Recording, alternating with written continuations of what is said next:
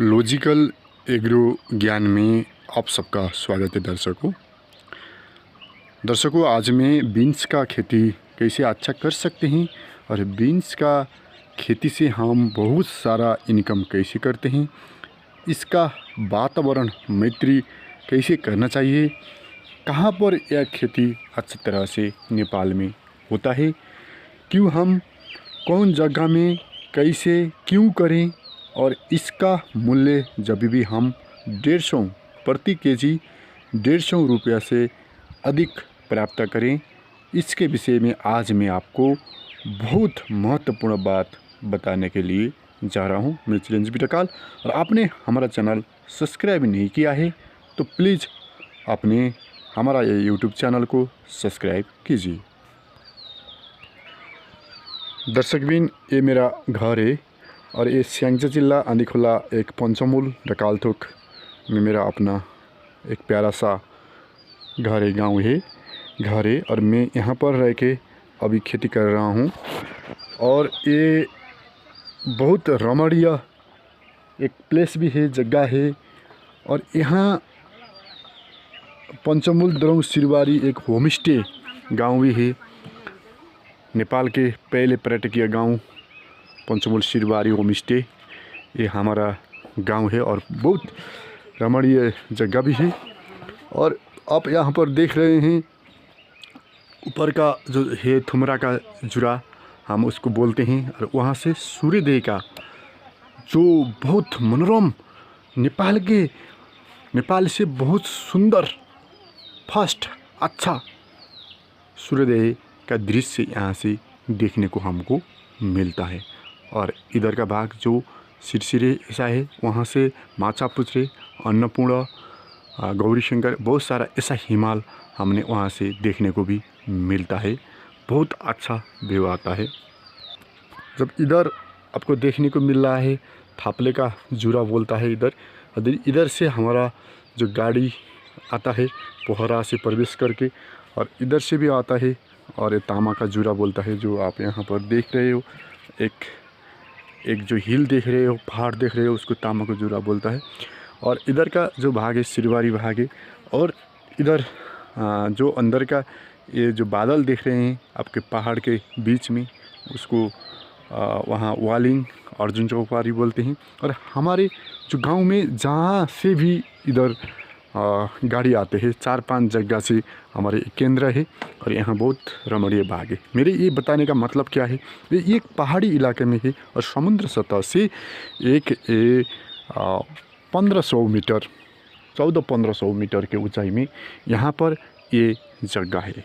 और यहाँ का वातावरण हिमालय के आसपास होने से, यहाँ हिमालय बहुत दूर नहीं है, बहुत आसपास में है। ये कि पहाड़ के इससे दूसरा पहाड़ के ऊपर हिमालय का भाग है।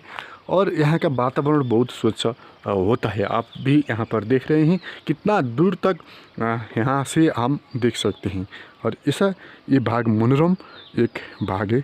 यहाँ पर मक्का खेती, अनि कोदा, धान, गेहूँ, ऐसा सारा बहुत सारे सब्जियाँ खेती, फल फूल खेती इस जगह में होता है। आज मैं जा रहा हूँ बीन्स खेती में हम कैसे कमाते हैं, इनकम कैसे करते हैं, बीन्स खेती कैसे करना चाहिए, बीन्स का खेती कैसे करने से हमारा आमदनी होगा, मैं इस विषय में आज चर्चा करूँगा। बहुत सारे कृषकों ने तराई क्षेत्र में खेती करते हैं और तराई क्षेत्र में खेती करने से वहाँ पर आमदनी क्या होता है, आमदनी तो थोड़ा बहुत होता है। और वहाँ पर रोग का जो प्रॉब्लम है, वायरस का प्रॉब्लम है, कीट पतंग का प्रॉब्लम है, ये बहुत सारे होते हैं। और 10-15 रुपया केजी में वहाँ पर सेल करते हैं।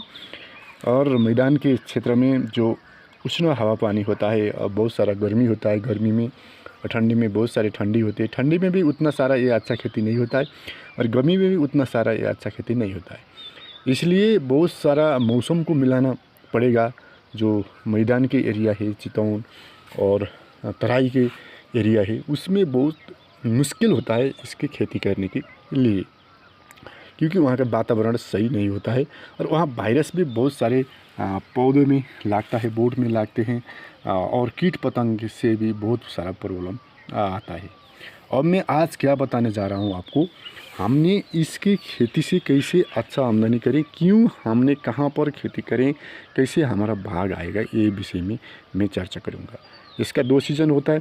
आपको एक ही सीज़न हमने गेसीमी का खेती कर सकते हैं तराई क्षेत्र में, और एक सीज़न आपने अपना सूखा ज़मीन है, टाड़ी जगह है, तो आपने असोज कार्तिक में एक लट अपने तराई क्षेत्र में लगा सकते हैं।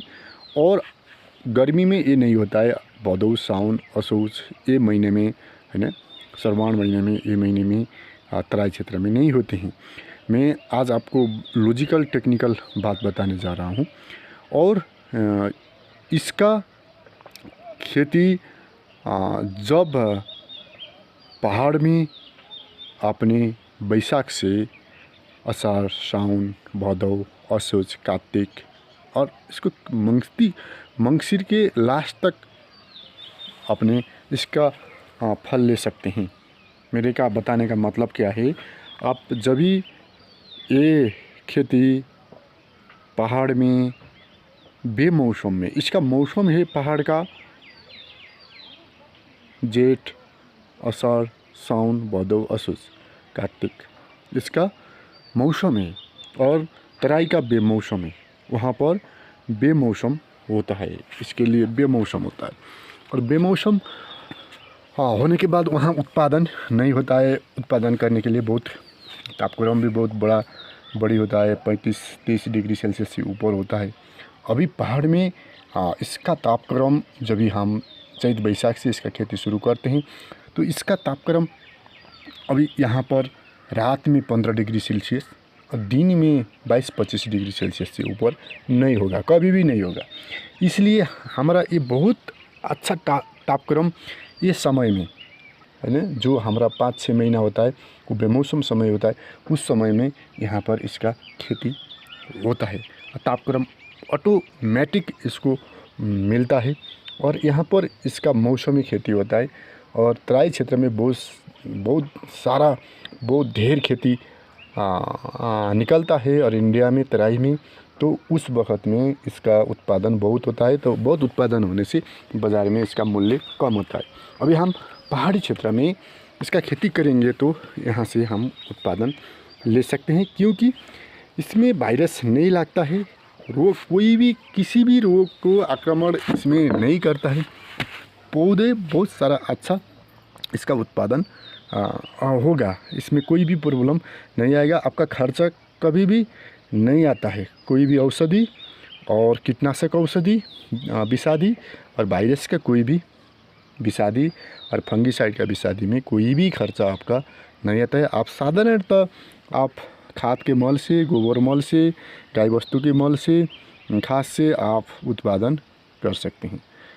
एक ये फ़ायदा है। दूसरा, आदमी क्यों पहाड़ में खेती कर नहीं रहे हैं इसके विषय में मैं जानकारी दूंगा।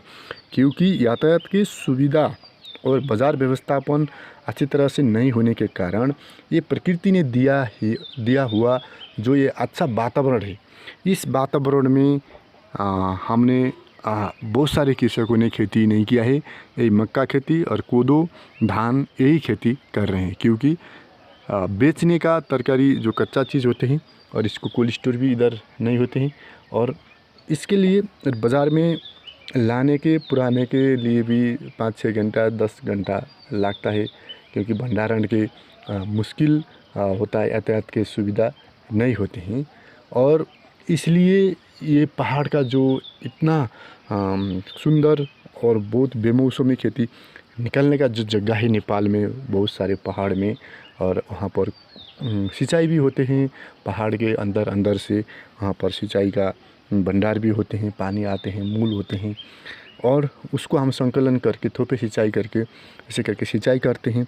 तो अभी ये वर्षा याम में इसका सिंचाई करना भी नहीं पड़ेगा, क्योंकि वर्षा के टाइम में 2-2 दिन में 3-3 दिन में पहाड़ी क्षेत्र में पानी आते रहते हैं। अभी आकाश में आप देख रहे हैं बादल थोड़ा बहुत है।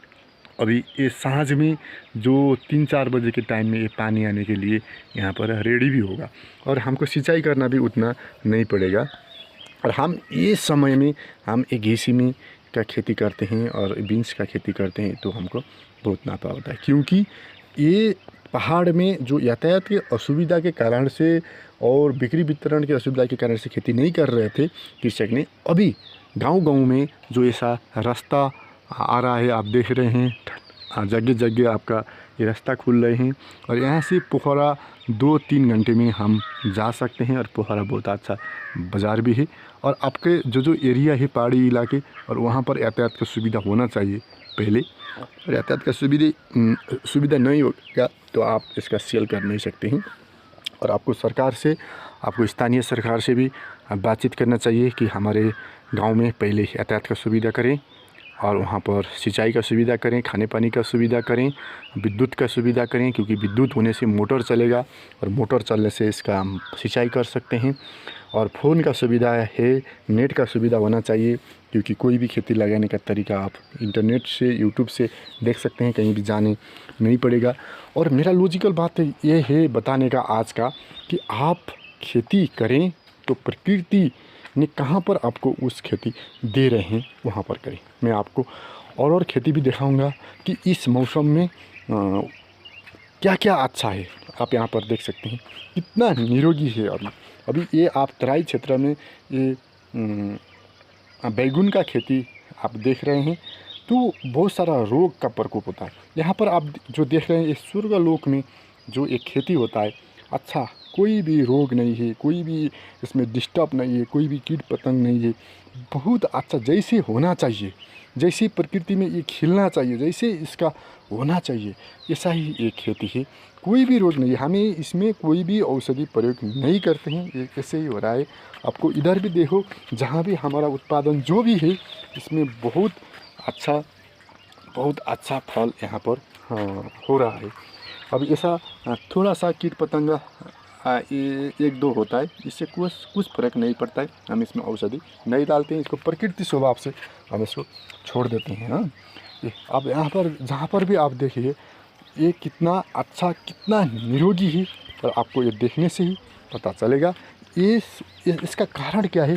जो ऐसा पहाड़ी इलाका है, जो ऐसा सुंदर वातावरण है, सुंदर तापक्रम, यहाँ का जो एक तापक्रम है, जो ये बहुत समान होते हैं।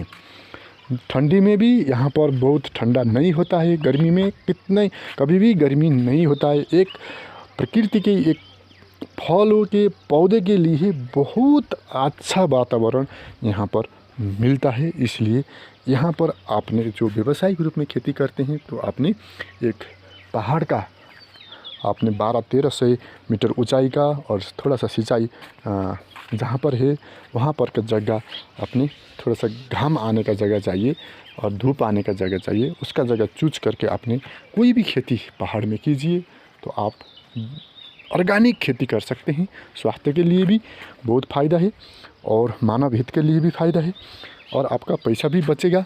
आपको कोई भी विषादी से लड़ने का और कैंसर होने का भी कोई भी डर नहीं रहेगा, और आपका मस्तिष्क भी तेज़ होगा, सभी को भलाई होगा।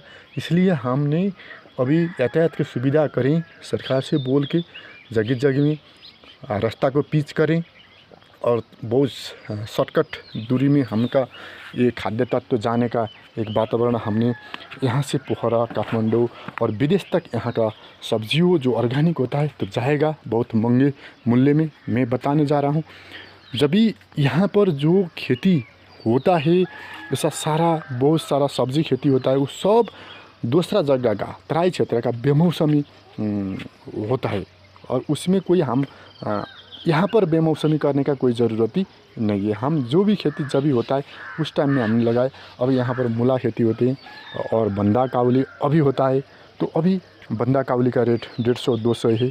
हाँ, अभी आपका घी सिमी का रेट अभी आपको इस समय से अब 100-200 रुपया केजी है। अब आप करेला लगाएंगे इस जगह में तो आपका अभी लगाएंगे तो आपका बहुत गर्मी समय में फलेगा। तो श्रावण भादौ असोज में यहाँ पर उत्पादन, मंगसिर पुष माघ सम आपको यहाँ पर उत्पादन होगा, तो उस महीने में आपका करेला भी 200-100 से ऊपर ही होगा, और इसे करके हमने बहुत इनकम ले सकते हैं। मैंने आज आपको क्या बताया, हम बीन्स खेती कैसे हम बीन्स खेती से उत्पादन अच्छी तरह से कर सकते हैं। बीन्स खेती अब आप करेंगे ये महीना से, अब आप जेठ बैसाख महीना से अब आप यहाँ पर बीन्स खेती करेंगे तो आपका मूल्य जब भी आपका मूल्य 150 से ऊपर ही होगा और आप थोड़े से ज़मीन में भी लाखों आमदनी कर सकते हैं। आपको ये बहुत फ़ायदा होगा। इसका हम बीज का भी प्रयोग कर सकते हैं और इसका हरा भी